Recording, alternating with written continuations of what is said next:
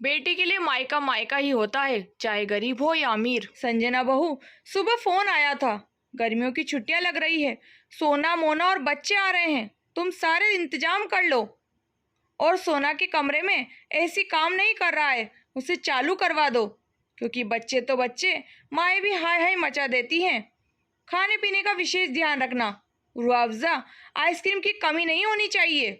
बेटियों के आने की खबर, उनकी खुशी का ठिकाना ना रहा। माँ जी, आज ही लड़का ऐसी ठीक कर जाएगा और कूलर भी लगवा दिए हैं, कोई परेशानी नहीं होगी। चाय देते हुए संजना बोली, बहू ये चिंकी पिंकी क्या कर रही हैं? 4-5 दिनों से देख रही हूँ अपने कमरे में ही रहती हैं। माँ जी, उन्हें गर्मियों की छुट्टियों का होमवर्क मिला है, वही निपटा रही हैं। चलो ठीक है, फिर खेलने का वक्त ही नहीं मिलेगा सबके साथ। ये कहते हुए मंदिर चली गई। दोनों नंदे समय पर पहुंच गई। घर में खूब चहल पहल हो गई। बच्चे आपस में खूब खेलते, सुबह शाम पार्क जाते, आइसक्रीम पिज्जा खूब पार्टी करते। मगर सोना नोटिस कर रही थी, संजना भाभी और चिंकी पिंकी उदास लग रही थी, हंस बोल रही थी, पर कुछ तो था। तभी एक दिन छत पर कपड़े सुखाते वक्त सोना भाभी से बोली, भाभी भैया से लड़ाई हुई है क्या? नहीं तो, आपको ऐसा क्यों लग रहा है? आप कुछ उदास रहती हो, इसलिए पूछा। हम तो बहुत खुश हैं, देखो छुट्टियों के दिन कैसे निकल रहे हैं। भाभी मुझे नहीं बताएंगे?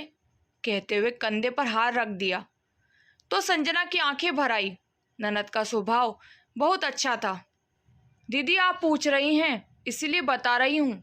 मेरी माँ का फ़ोन आया था, मुझे और बच्चों को वहाँ बुलाया है, पर माँ जी ने साफ मना कर दिया।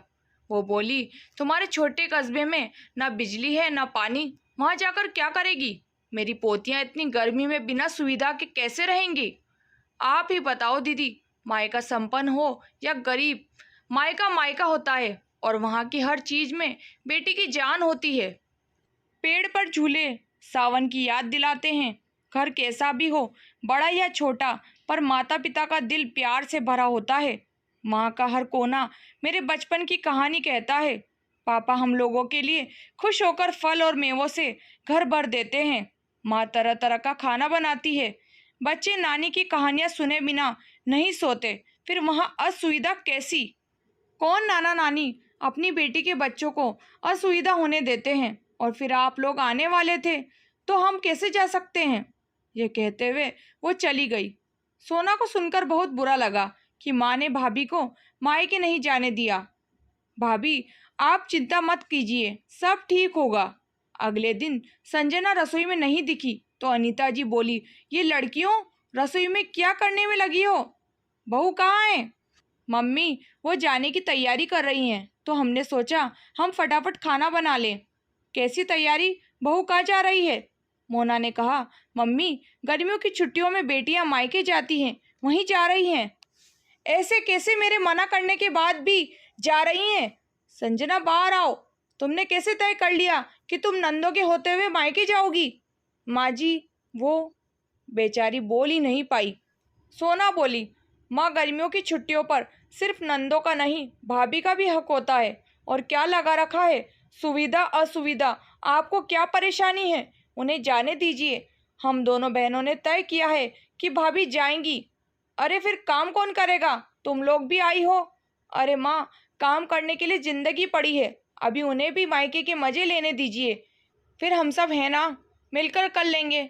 अब ज़्यादा नंदों के नाम पर टॉर्चर मत करो हमारी भाभी को, वरना कल को हमारा पत्ता साफ हो जाएगा मायके आने का। दोनों बहनें हंसती हुई बोली, नहीं नहीं, मुझसे गलती हुई, लेकिन बेटियों ने एहसास करा दिया। मैं भूल गई थी कि बहू भी किसी की बेटी है।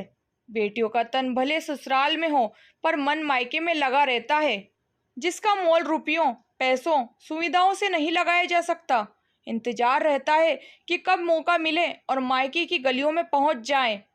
जाओ संजना बेटा, खुशी खुशी जाओ। दोस्तों, घर वही आबाद है जहां बहू और बेटियों की सभी इच्छाओं का मान रखा जाता है। हम पूरे साल गर्मियों की छुट्टियों का बेसब्री से इंतजार करती हैं, क्योंकि यही वो दिन होते हैं जब भी बेफिक्र होकर अपने बच्चों के साथ अपने मायके पहुंचती हैं, अपनी पुरानी यादों को फिर से ताज़ा करती हैं। आम सी मीठी, इमली सी खट्टी को याद कर महक उठती हैं। बहू का भी मायका होता है, उनकी भी गर्मियों की छुट्टियां होती हैं। बहू बेटियों को बराबर रखें। दोस्तों, कहानी कैसी लगी? इस कहानी पर आपकी क्या राय है? कमेंट करके ज़रूर बताएं। उम्मीद करती हूँ कहानी पसंद आई होगी। कहानी पसंद आए तो लाइक शेयर करना बिल्कुल ना भूलें। चैनल पर नए हैं तो सब्सक्राइब करें, बेल आइकन प्रेस करें ताकि मेरी अगली वीडियो की नोटिफिकेशन मिल जाएगी। आपका कीमती समय देने के लिए बहुत बहुत धन्यवाद। मिलते हैं नई कहानी के साथ।